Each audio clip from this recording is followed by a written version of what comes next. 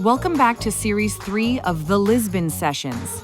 In this episode, David Russell speaks with the Queen of the Golden Visa, Ilana van Huyssteen-Meyer. Hi everybody, welcome to Season 3 of the Lisbon Sessions.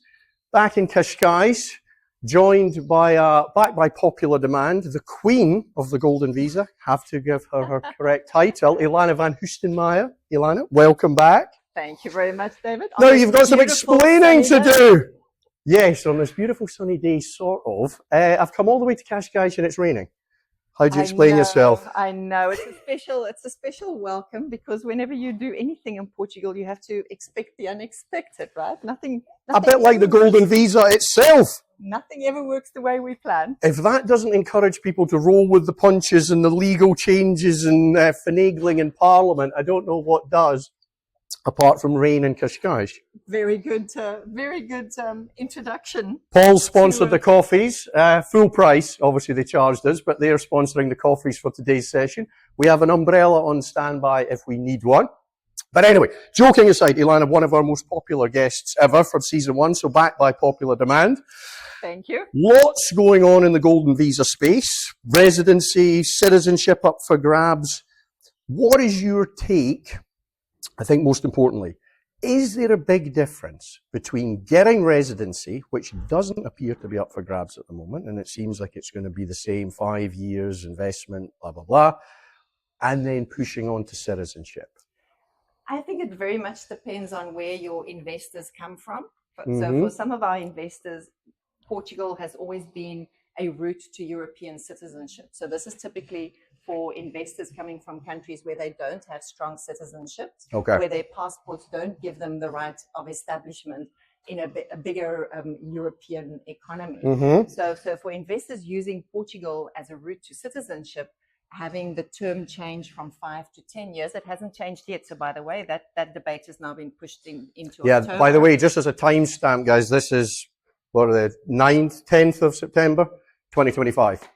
There we go. So yeah, that's a good thing, right? Yeah, just so that people know when we are filming. So the debate is ongoing. Maybe we should talk a little bit about where we are first, and then we talk about what the difference is. So at the moment, the whole conversation started 3 months ago in Parliament, where the right-wing party Chega announced that they wanted citizenship to take longer. They didn't want to allow family reunification immediately. That's the process whereby you have a main applicant become resident, and then the family members can come in on the back of that. Yeah. And President Marcelo immediately sent that to the Constitutional Court, and they've since come back and ruled that it would be unconstitutional to decline people the right to include their family members. So that's great. So that's already been resolved. Okay. The other issue though was that they wanted citizenship to not take 5 years, but to potentially take 7 or 10 years. And that hasn't been resolved yet. So that's going to be debated in October. Okay. Which then led us to your question of, does it really make such a difference? Is this a big hoo-ha over nothing? Because a lot of our investors are sitting in the States or other far-flung parts of the world and looking in on this, thinking it's a big deal. And I just want to get more kind of detail. The practical implications. If you do not get citizenship, then you do not have the right of establishment anywhere else in Europe, which means that if you do not have citizenship of Portugal, you can never go and permanently establish yourself somewhere else in Europe. So residency doesn't give that ability? No, neither residency nor permanent residency give you the right to go and establish yourself permanently in another European country. Right, okay. However, one of the big concerns for people has been, what happens to my investment now? So practically, according to the Golden Visa rules, what happens is you can still, you can make your investment, you can become resident in Portugal or get the residency benefits. Remember, you don't have to actually move, you can stay in your home country. 7 days every year or 14 every 2. 14 days every 2 years. Which is very attractive, to definitely. The visa, correct. But after 5 years, you can still apply for permanent residency. That hasn't changed. Yep. That rule and that's not up for grabs. I mean, that's not something that's being debated. It's not debated. Not at risk. Yeah. So you can still apply for permanent residency after 5 years. And at that point, depending on what you've invested in, according to the Golden Visa rules, you can then divest. So you can dispose of your investment. But of course, you have to keep in mind what structure you're invested in, right? So Understood. some funds have 6, 7, or 8 year terms, so you have to be sure that you comply with that. But technically, once you've made the application for permanent residency, you can get out of your investment. Yep. You then get a 5-year permanent residency card for the whole family. Mm-hmm. So at that point, when you make that permanent residency application, even if your kids are no longer dependent on you, it doesn't matter, because that permanent residency application is made by individuals in the family. Right, okay. So after 5 years, kids can move on, kids can get married, they no longer have to be students, they don't have to be dependent. The whole family can individually apply for their permanent residency. You get a 5-year permanent residency card. Yep. You then have to spend no time whatsoever in Portugal, because you've been an investor visa. Yes. It's different for people that come on a D7 or a D8. Right.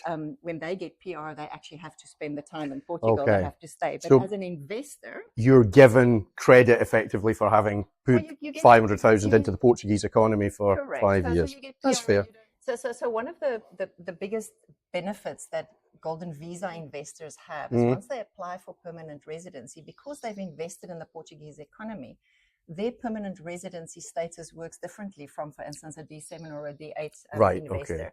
Because you've invested in the country, you are not expected to then spend any time in Portugal. So you're not expected to now move to Portugal to maintain your permanent residency status. Yep. It's a 5-year card that gets issued.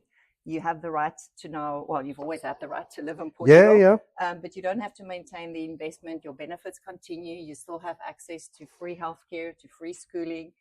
So it's time that the additional 5 years would not be requiring to remain vested. It's purely a sort of 5 years time served. Correct. Okay. Correct. And then you can still, should they change it? Remember, they haven't. Yeah. They haven't Again, actually yes. changed None it of this yet. has been decided. So, maybe we'll Pure have this speculation. conversation again in November. Maybe or season December. 4 in November or December. Yeah. There we go. We'll talk about what changed then.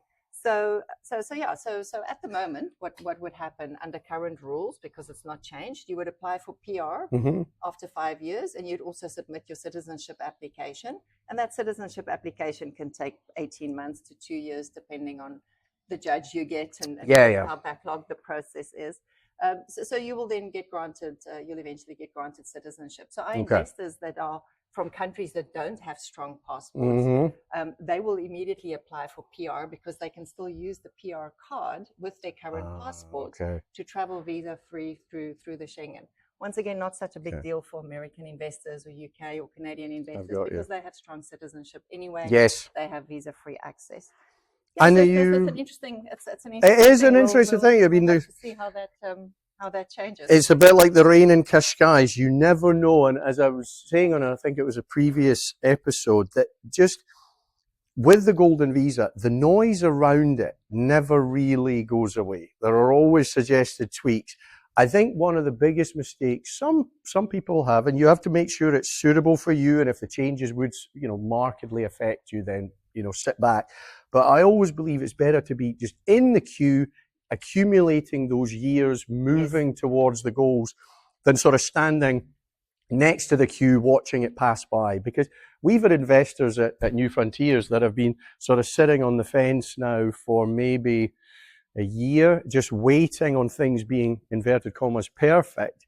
And they never will be. And of course, they're missing time that they could be. And also, New Frontiers does offer the flexibility that if the program turns out to be unsuitable for you, you can write to the fund and receive your monies back. So what does not that a problem. mean if it's unsuitable for you?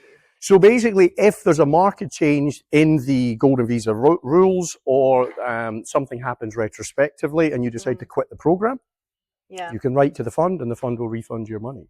So that's a positive sort of